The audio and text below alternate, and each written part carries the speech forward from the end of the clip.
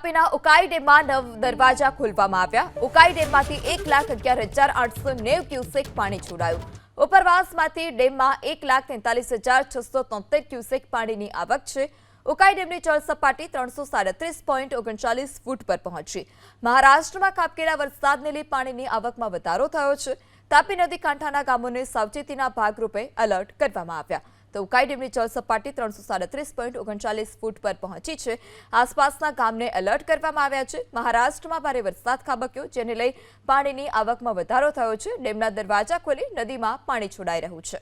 તાપીના ઉકાઈ ડેમમાં 9 દરવાજા ખોલવામાં આવ્યા। ઉકાઈ ડેમમાંથી 1,11,890 ક્યુસેક પાણી છોડાયું।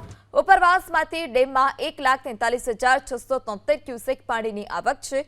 ઉકાઈ ડેમની જળ સપાટી 337.39 ફૂટ પર પહોંચી।